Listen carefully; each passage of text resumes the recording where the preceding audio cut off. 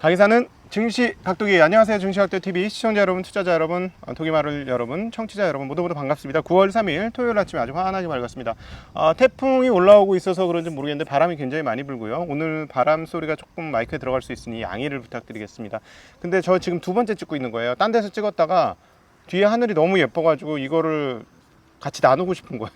그래서 오늘 영상이 조금 늦게 올라갔습니다. 시장이 빠져가지고 많이 걱정이 많으실 텐데, 근데 제가 여러분한테 드리고 싶은 말은 오늘 거는 쫄지 마라.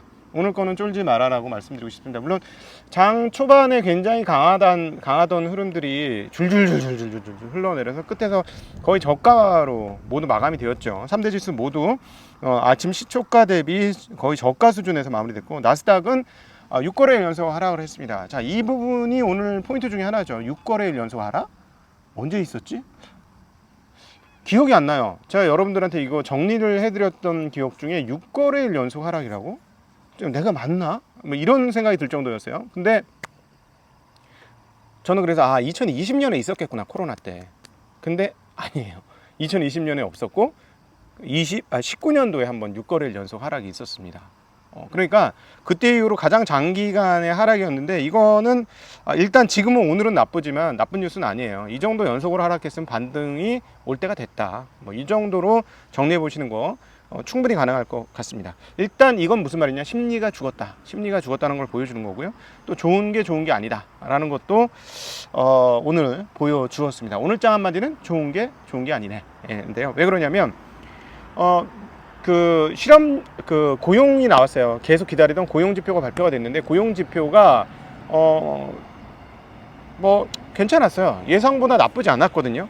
지난번에는 너무 많이 나왔으니까 이번엔 당연히 좀 떨어질 거다라고 생각을 했었는데, 예상을 한 30만 했는데 31만 2천 명이 나왔습니다. 그러니까 예상보다 괜찮게 31만 5천 명 나왔네요. 예상보다 괜찮게 나왔어요. 그러니까 이 부분에 대한 주식시장의 해석은 강경한 태도를 지속하겠네 했는데, 또 하나 나온 고용 관련은 실업률이 나왔는데 3.5에서 3.7로 올라갔어요. 실업률이. 자, 그런데 이번에 오늘 되게 재미난 것은 주식시장의 해석과 채권시장의 해석이 달랐다라는 겁니다. 채권시장은 이제는 연준의 금리 인상 폭이 가열차게 추가될 가능성은 좀 없겠네라는 생각을 좀 한 것 같아요. 그래서 채권시장은 상당히 안정을 이루었습니다. 그리고 오늘 시장에서 아침 시초가 강세였을 때 왜 그랬느냐? 유럽이 굉장히 좋았거든요. 거기서부터 한번 다시 시작하도록 하겠습니다. 유로존이 2% 내외 강세로 장을 마감했습니다. 영국 1.86, 프랑스 2.2, 이탈리아 2.91, 유로스톡스 2.54 많이 올랐었죠. 그런데 왜 이렇지? 라는 거죠.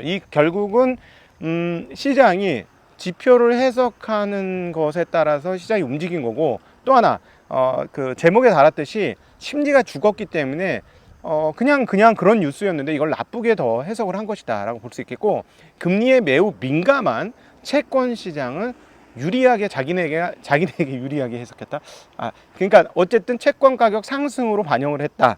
이렇게 정리해 볼 수 있겠습니다. 자, 유로존의 상승은 월요일날 다시 한번 점검해 봐야 되는데요. 미국도 빠지긴 했습니다만 유로존을 상승시킨 주요한 포인트 하나는 가스값이 많이 떨어졌기 때문이에요. 가스값이 얼마까지 떨어졌냐면 214.66까지 떨어졌어요. 근데 재미난 뉴스 하나가 더 있죠. 원래 3일부터 노르트 스트림 1이 20%씩 공급 재개를 하기로 했는데 다시 가스세 이래가지고 못한다, 또 발표를 했어요. 그래서 지금 유럽 시장 흐름이 이게 반영된 건지 안 반영된지 잘 모르겠는데, 그럼에도 어쨌든 오늘 아침에 제가 확인해 본 네덜란드 가스 선물 유로존 가격이 214까지 떨어졌어요.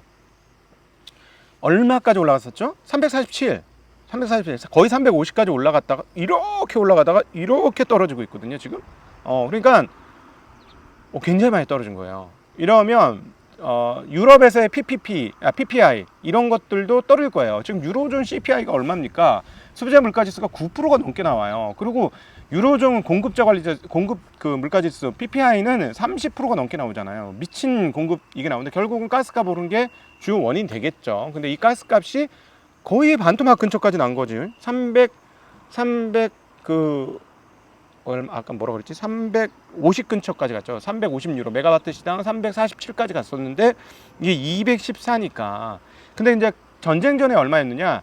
전쟁 전에 100 내외인데 100 살짝 밑에 주로 포진되어 있더라고요. 가격이 한 90 메가와트 시당 한 90유로 이런 정도였는데 여전히 높죠. 여전히 높지만 지난달보다 굉장히 빠르게 떨어지고 있고, 당연히 이거를 호재로 받아들일 수밖에 없었기 때문에 유럽 증시는 올랐고 정리해 볼 수 있는데, 만약에 이렇게 가스값이 더 이상 안으로 이렇게 유지가 된다면 인플레이션에 굉장히 큰 역할을 하게 될 겁니다. 그리고 가스 가격 하락은 유가에도 영향을 미칠 수 있어요. 오늘 물론 유가는 올랐습니다. 88달러 정도를 하고 있는데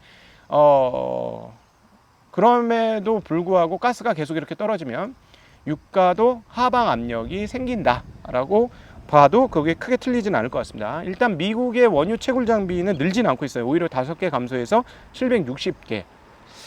옛날하고 많이 다르다라는 거 다시 느끼게 되고, 확실히 장기적으로 유가가 약간 좌초자산 쪽으로 생각을 해서인지 사람들이 적극적으로 투자를 못하고 있구나라는 것도 더불어 또 느끼게 되는 대목입니다. 자, 어쨌든 오늘 시장은 지표가 좋기 때문에 주식시장은 이렇게 지표가 그냥 나쁘지 않게 나왔으니까 연준이 계속 금리를 올리는 거 아니야? 라고 해석했다고 표현할 수 있겠어요. 비농업이 앞서 말씀드렸듯이 30만 예상인데 31만 5천 명이 나왔으니까. 그런데 채권 시장은 제가 보기에는 이거보다는 실업률을 더 본 것 같습니다. 실업률이 3.5에서 3.7% 올라갔어요. 그러니까 어떻게 보느냐? 이 정도의 실업률이면 금리를 올리는 걸 우리를 쫄게 만들었던 연준의 태도가 그렇게 세게 안 나올 것 같아 라고 해석했다고 보여집니다. 그런데 계속 말씀드리지만 주식시장에서 금리가 너무나 중요하지만 채권 시장의 금리는 그냥 생명 그 자체예요. 죽고 사느냐의 문제가 금리에 달려 있어요. 채권 시장 맞지 않습니까? 그렇죠? 하루에 금리 오르락 내리락 폭으로 자기네 가격이 움직이는 거니까 금리 이꼬르 가격이잖아요. 자기네한테는. 그냥 금리가 생명줄이기 때문에 계속 강조드리는 것 중에 하나가, 금융시장에서 금리를 주식시장보다 더 민감하게 반응하는 건 채권시장이다. 그래서 금리의 흐름은 채권시장의 반응을 통해서 읽어내는 게 보다 더 정확할 것이다 라는 말씀을 여러 차례 드렸어요. 자, 그래서 그렇게 충분히 보실 수 있는 상황인데, 채권 가격이 어떻게 됐느냐. 채권 가격이 10년물은 3.259에서 3.195로 6bp 정도 빠졌고요. 2년물은 3.517에서 3.39로 이건 10bp도 넘게 빠졌습니다. 굉장히 큰 폭으로 빠졌어. 근데 맨날 10bp씩 움직이니까 좀 채권하는 애들 지금 정신이 정상일까? 미국 채권쟁이들, 트레이더들 지금 정신이 정상일까? 매일 급등락인데 이게 좀 신기하고, 그 다음에 제가 중요하게 말씀드렸던 3개월물요. 3개월물이 3.1% 가면 9월달에 75p 인상한다고 생각하는 게 맞을 겁니다 라고 말씀드렸는데, 2.938에서 2.919로 이것도 금리가 내렸습니다. 자, 이거 2.9면 애매하긴 한데 9월달 50bp일 가능성이 상당히 많습니다. 실제로 페드워치의 그 전망도 많이 바뀌었는데 20%대에 있던 50bp 금리 인상, 그리고 나머지 거의 80% 가까이는 75bp 인상이라고 생각했던 페드워치가 다시 분위기가 바뀌면서 50bp 인상을 한 40%까지 높게 반영을 하고 있습니다. 자, 이제 지표도 한번 살펴봐야 되겠죠. 비농업 고용은 31만 5천 명, 지난달에는 52만 6천 명 많이 떨어졌고, 민간 비농업 실업률은 3.7에서 3.5로 죄송합니다. 3.5에서 3.7로 됐고, 평균 시간당 소득은 전월 대비 0.3% 증가합니다. 전달에는 0.5% 증가였어요. 그 다음에 전년 대비 시간당 평균 임금은 5.2% 증가가 나왔습니다. 계속 이거는 지난달에도 5.2%였어요. 그러니까 이것들을 살펴보면 미국의 고용 상황이라든가 그 임금 상황들은 굉장히 괜찮다, 이렇게 정리해 볼 수 있겠고요. 생산활동 참여지수, 자, 이거가 되게 중요한 포인트가 되겠죠. 62.1에서 62.4로 조금 올랐습니다. 생산활동도, 그러니까는 구직자가 워낙 많으니까 쉽게 취업하고 생산활동도 그냥 많이 가고 있으니까 경제는 잘 돌아간다, 이것만 봐서는 충분히 그렇게 생각할 수 있을 것 같고요. 주당 평균 근무시간 34.6시간에서 34.5시간으로 큰 변화는 아니지만 소폭 줄어들었습니다. 네, 그리고 공장 수주가 나왔는데 7월치가 마이너스 1.0%로 전월보다 떨어졌습니다. 5,485억 달러고요. 지난해 9월 이후에 10개월 만에 처음으로 공장 수주가 마이너스가 나고요. 지난달에는 1.8% 증가였습니다. 네, 어쨌든